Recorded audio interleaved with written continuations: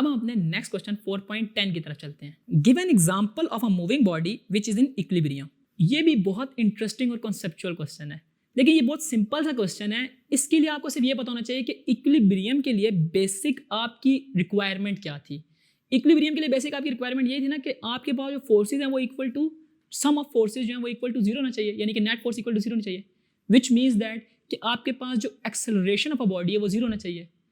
अब वो आपसे एक कंडीशन पूछ रहा है कि वो कौन सी कंडीशन है कि जिसमें बॉडी हमारे पास इक्विलिब्रियम में होगी।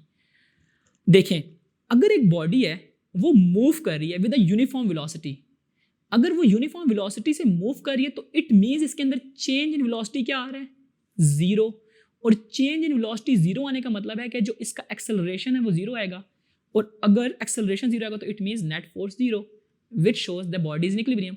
तो क्वेश्चन यही था ना कि आपने वो कंडीशन बतानी है जिसमें बॉडी मूव भी कर रही है और वो इक्विलिब्रियम में हो। तो आपने जस्ट सिंपल यही बताना है कि whenever a body is moving with a uniform velocity then it means a body is said to be in equilibrium. और इसको आपने मैथमेटिकली किस तरह बताना है वो मैं आपको भी बताता हूँ कि आपने फॉर एग्जाम्पल इसमें इस तरह बताना है कि आप बताएंगे कि जो हमारे पास यूनिफॉर्म वेलोसिटी में जो चेंज इन वेलोसिटी है वो इक्वल टू 0 होता है, और जिसमें डेल्टा वी है वो वी एफ माइनस वी आई को शो कर रहा होता है।